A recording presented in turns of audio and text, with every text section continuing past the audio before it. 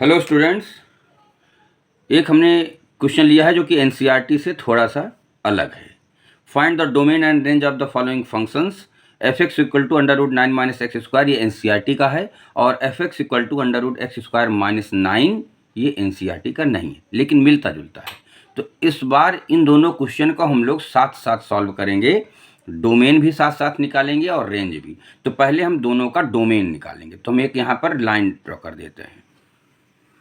इधर हम लिखेंगे f x equal to under root 9 minus x square, और इधर लिखेंगे f x equal to under root x square minus 9। दोनों को साथ साथ सॉल्व करेंगे। तो हमको डोमेन पहले निकालना है। तो क्या होना चाहिए डोमेन के लिए? 9 minus x square must be greater और इक्वल टू 0, तभी ये डिफाइंड होगा।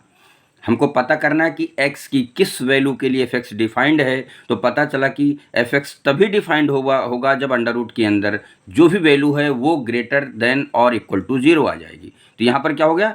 एक्स स्क्वायर माइनस 9 ग्रेटर और इक्वल टू 0। उसी कॉन्सेप्ट से ये भी होना चाहिए। अब इसको सॉल्व कैसे करेंगे? हम इस एक्स स्क्वायर को पहले चाहते हैं। पहले चाहने के पीछे एक लॉजिक होता है।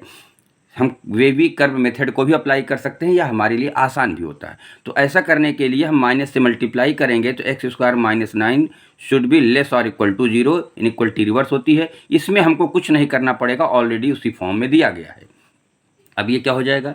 ये हो जाएगा एक्स स्क्वायर माइनस 3 का स्क्वायर, और ये एक्स स्क्वायर माइनस 3 का स्क्वायर ग्रेटर इक्वल टू 0। यहाँ पर क्या हो जाएगा? x plus 3 into x minus 3 less और इक्वल टू 0। यहाँ पर क्या हो जाएगा? x plus 3 into x minus 3 greater और इक्वल टू 0। एक की स्क्वायर माइनस बी स्क्वायर का फार्मूला लग गया, a plus b into a minus b. वही फार्मूला यहाँ पर भी लगा। आगे बढ़ते हैं। इसके बाद क्या किया जाता है? एक हम लोग रियल लाइन बनाते हैं। रियल लाइन में दो वैल्यूज़ मिल रही हैं। यहाँ से x की वैल्यू -3 मिलेगी, यहाँ से x की वैल्यू 3 मिलेगी। रियल नंबर पे जानते हैं -3 लेफ्ट में होगा और 3 राइट में होगा। वही रियल लाइन यहाँ पर भी बनाते हैं। इधर हो गया हमारा -3, यहाँ पर हो गया 3। अब हमको चेक करना है कि 3 के से ग्रेटर कोई वैल्यू पुट करते हैं तो टोटल वैल्यू क्या आएगी, पॉजिटिव की नेगेटिव। 3 से ज़्यादा 4 लीजिए, 4 रखिए तो 4 + 3 7 हुआ, 4 - 3 1 हुआ, 7 × 1 7 हुआ, that is a positive number. केवल हमको प्लस या माइनस से पता करना है। तो श्योर है कि यहाँ पर माइनस आएगा और यहाँ पर प्लस आएगा, आप रख करके देख सकते हैं। यहाँ पर भी वही होगा, इधर प्लस होगा, इधर माइनस होगा, इधर प्लस होगा।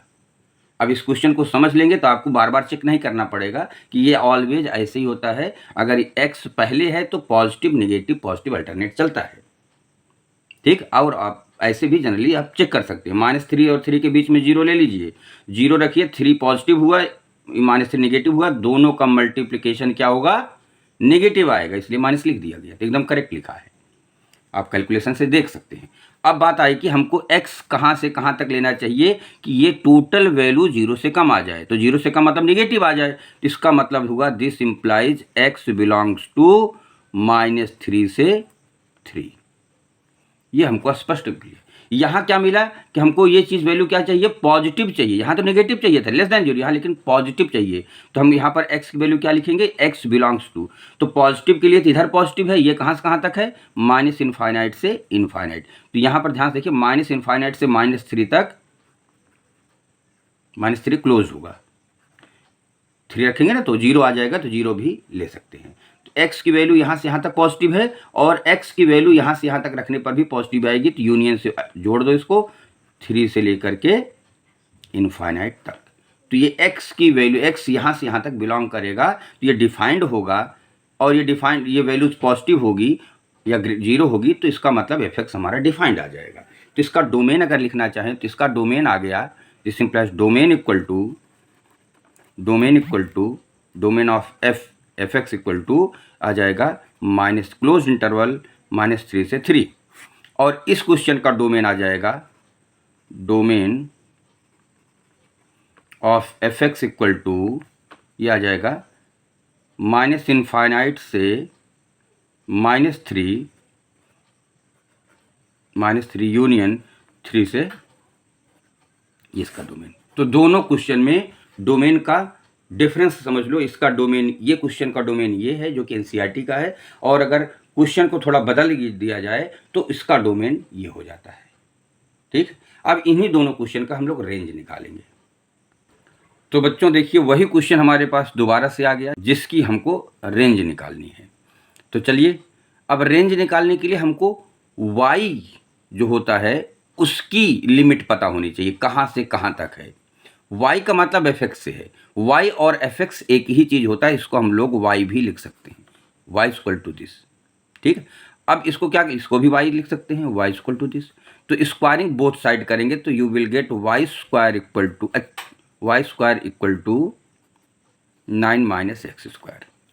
यहाँ क्या मिलेगा, y square equal to x square minus 9।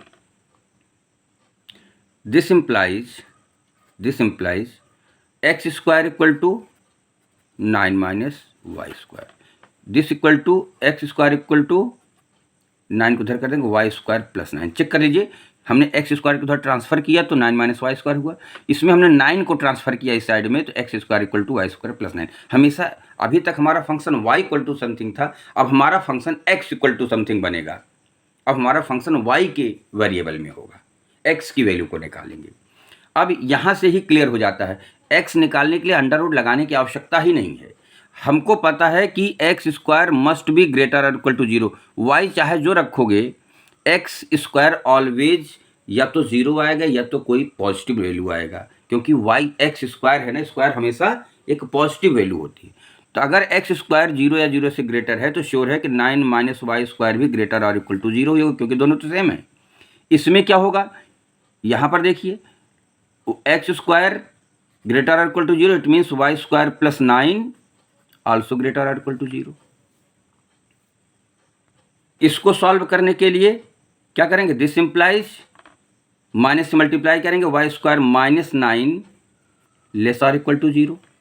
लेकिन इसमें ऐसा नहीं करेंगे, y की वैल्यू क्या हो जाएगी, y plus 3 into y minus 3 less और equal to 0। A square minus b square लगा, इट इज 3 का स्क्वायर।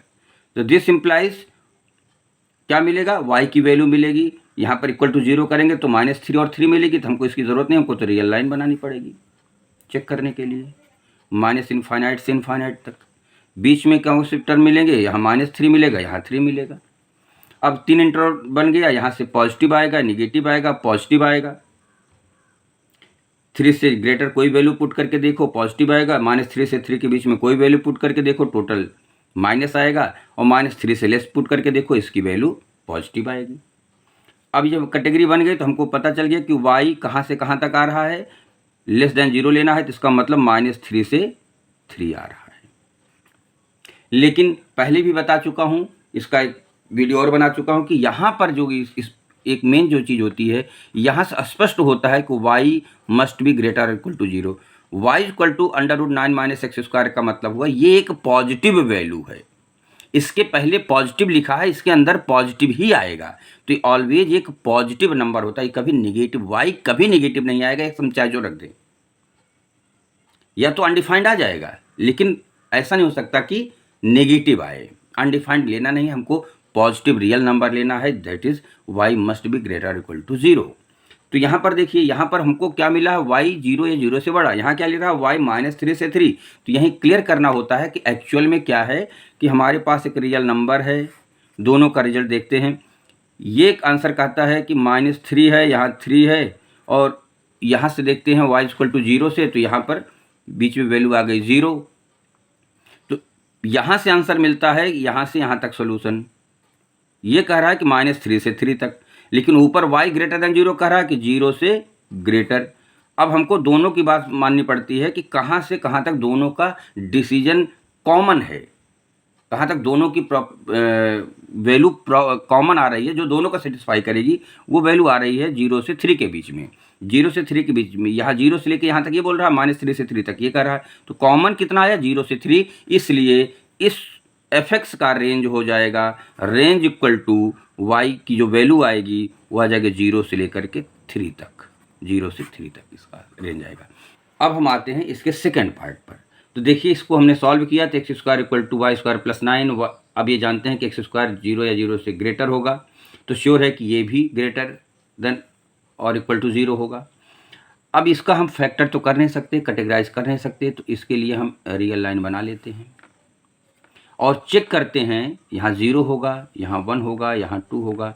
ये तो हम चूँकि वैल्यूज आई नहीं है, ना आ सकती हैं, फैक्टर हो नहीं सकता, तो इसलिए हम इसको देखते हैं कि कहाँ से कहाँ तक इसको y पुट करके देख सकते हैं कि x² पॉजिटिव आ जाए।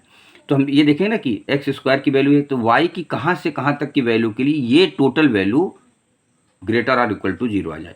तो आप जरिए मान लीजिए हम 1 रखते हैं, तो 1 का स्क्वायर 1 होगा, प्लस 9 0 से बड़ा होगा। 2 रखिए, 2 का स्क्वायर 4 प्लस 9, अच्छा -2 रखिए, -2 4, -2 का स्क्वायर क्या होगा 4 प्लस 9। तो आप ये देख सकते हो कि पूरे इंटायर रियल नंबर में कोई भी वैल्यू y की ले लीजिए आप, जब आप यहाँ पर रखेंगे तो ऑलवेज 0 से ग्रेटर ही आएगा। यहाँ पे क्या होता था, ये वैल्यू तो इसके बराबर थी ना, तो आप 3 से ज़्यादा रख रहे थे तो क्या हो रहा था, पॉजिटिव आ रहा था, लेकिन -3 से 3 के बीच में रख रहे थे तो क्या आ रहा था, नेगेटिव आ रहा था। यहाँ रखने का मतलब यहीं से है, वही चीज़ यहाँ पर है। तो यहाँ पर क्या पता चल रहा है कि आप कोई भी वैल्यू y की रख लेंगे पूरे इंटायर रियल नंबर में से, लेकिन ऑलवेज आपको पॉजिटिव ही मिलेगा। और अगर आपको ऑलवेज पॉजिटिव मिल रहा है इसका मतलब वो सेटिस्फाई कर रहा है।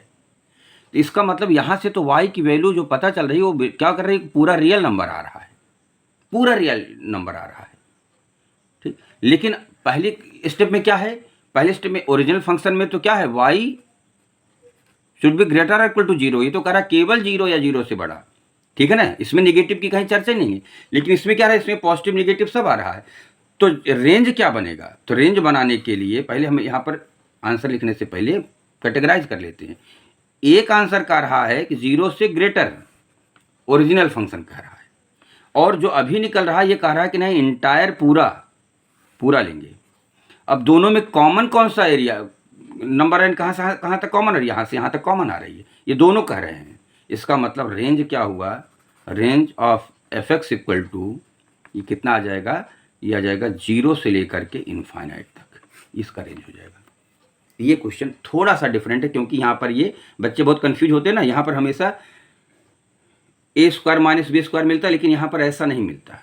तो यहाँ पर ये थोड़ा सा लॉजिक लगाना होता है कि भाई ये चीज़ हमारी y के किस वैल्यू के लिए सेटिस्फाई करेगी इसको पूरा। तो पता चला कि y की पूरे इंटायर रियल नंबर ये सेटिस्फाई करेगा।